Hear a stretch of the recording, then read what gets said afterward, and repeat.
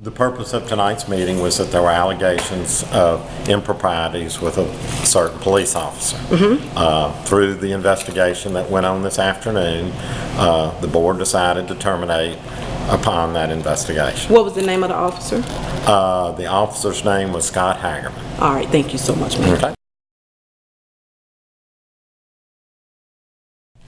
Mr. Motley. Yes. NAACP president here in Sunflower County, correct? Yes, right. Just spoke with the mayor just a second ago. Can you tell me how the family is feeling about the outcome or the decision to fire the police officer? Well, right now the family is real happy that the outcome was like it is, and they're planning on filing criminal charges against Scott Hagerman. What was he charged with? Right now, I don't know what the police, what he was charged with, but allegedly aggravated assault. I hear it was 3 charges: aggravated assault. Well, he choked a youngster down to the ground while he had handcuffs on, excessive force. How old was that young 21 years old. Okay. Same age as my son. Okay, excessive force. Right. And while he was in handcuffs. now I understand that this was a special meeting. Special call meeting. What caused for the meeting to happen so urgently? I mean, what was the purpose? I hear there was an elderly lady who was involved. Hundreds of citizens was upset about what transpired today, and they was not going to be satisfied unless something of this magnitude really happened. And we asked for the mayor today and the chief to. And he was in agreement with this call to terminate the Hagerman. I talked to the mayor and chief today, and that's we wanted to take nothing less than that. Okay. And because this is not his first time, he have terrorized the black community for over a year, and he came into this city, but really he was not really certified. We have that on papers. Well, that's neither here nor there. He's terminated as of right now, right? He's terminated now. Okay. And we satisfied with that, but the family will bring criminal charges. The family is planning on bringing criminal charges against. What happened today, for those who don't know? Well, I was attending church today at noon. We have noonday prayer. And I had some greens in my truck, and I was about to go deliver those greens to my sister, which she lives on Janet Davis. And I left the church, my cousin and I, Emma Johnson, and as we proceeded down Garrett Avenue, and I got to the stop sign intersection of Garrett and Wiggins Road. And I stopped at the stop sign, and a young lady rear-ended me. And so I got out of my truck. At that time, I walked back and I asked her, was she okay? Okay. And she said, okay. I said, what happened? And she said she picked up something. She went to pick up, she looked off and picked up something that fell in the car. And she rear-ended me. And so she asked me not to call the police officer, and I told her I had to. I had to do that because of my insurance. And at that time, I walked back to my truck. I proceeded and I called the police. And Officer Scott Hagerman, he came, finally he came. And he investigated the accident, and after he finished the accident, he told us we could go. So I started to, he was saying something else at that time. And by that time, my grandson pulled up in a car. He stepped out of the car, he came over to me, he said, Grandma, are you okay? I said, yes, I'm okay. So he walked to the back of the truck and looked at the damage. And Officer Hagerman told him, he told him, move around. And he said, I just come to check on my grandma. That's all I'm doing. And he said, move around. I guess he weren't moving fast enough. We all both was at the rear end of the truck. And as he turned to walk away, come back toward me, officer was right there between the two of us. And he grabbed him in his neck right there. And I saw that he was really choking him. And I tried to get between him. I said, no, don't do that. I said, Jesus, don't do that, don't do that. And he still had him on his neck. And by that time, he hit me and knocked me down.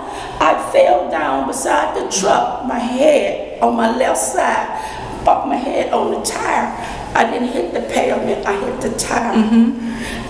And I was lying there, I couldn't get up. And I was just crying, Jesus, help, Jesus. And then someone got me up. I don't know who it was, but somebody picked me up. And I got up. When I got up, I was looking for him because all I could remember is seeing him because one of his eyes, I can't remember, was the left eye or the right eye, but it looked like it was larger than the other one. And I was looking for him, and when I turned and looked around, I saw him in the ditch, way over from the truck. He was in the ditch. And he looked like he was lifeless almost. And I broke loose from whoever picked me up. I broke loose and ran to him, and I covered him to keep him from coming back to do anything else to him. I covered him. And at that time, I was just screaming and hollering. I was still calling Jesus. And I don't know, it was somebody picked me up off for him. And then they said, he's in the car. They got him up and they took him to the police car.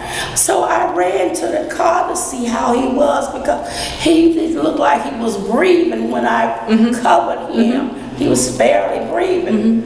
And I don't know, someone said that it was someone down there gave him mouth to mouth. Okay. I don't know, I did not see that. And it seems like you're reliving the whole moment. I won't go through that. So tell me, how do you feel about the outcome of tonight? It was uncalled for because the officer, he did not do anything. He wasn't even driving that car. He was in the car with my twin, my grandson. He was in another car, and he screamed at the young man that was driving the car to move that car. So the young man backed the car up, and he moved. And my grandson walked up and said, "Grandma, are you okay?" I said, yeah, and he just started how to move around. And when he grabbed him around his neck, was choking him, he turned and he told him, "I will drop you, punk." That's what he said. And I knew when he said, "Drop me," I knew that mean he gonna shoot him. You know, he could have.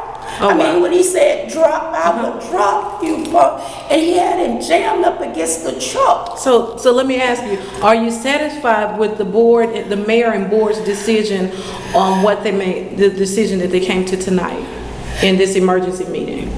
But yes. Okay. Do you plan on seeking further charges? Or you're just going to get with the family and decide what you're going to do later? We'll discuss it later. I got a call that my grandma had an accident. Okay. So I called her, and when I came up on the scene, I got out the car and I asked my grandma was she was all right. She told me she was all right. So I went to observe the truck to see how much damage was wrong with the truck. And as I was doing that, the police stopped me and asked me with my name. I told him my name, then he was like, "Get off my investigation scene." I was like, "I'm just trying to check on my grandma, that's all." And he was like, "Nah, still get out my investigation scene." And I was like, why you so humble with me? Why you so violent with me? I just want to check on my grandma. And he stopped me, put his hand in my chest, then he forced me to the truck. Then I'm like, "Why you putting your hands on me?"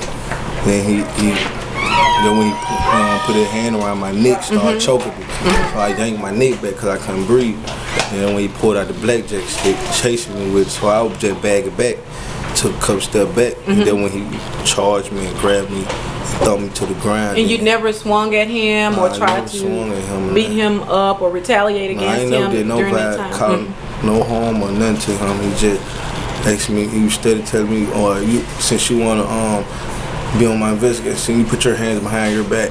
I'm like, what I do? But he he yanked my hand behind my back, started pushing it up like he about to break it. Then when he had the other hand around my neck. Now your grandmom told me they were about to leave when you were pulling up. Yeah. So the investigation was pretty much over from what she told me. So when you pulled up, he wanted to know why were you there and get out of the way or off of his investigation scene and just. I was just Did he appear to be angry when you pulled up? When my cousin pulled up, he was talking crazy to my cousin, like telling him to move and cussing at him or whatever. And so I got out like, man, I'm just gonna go get out here.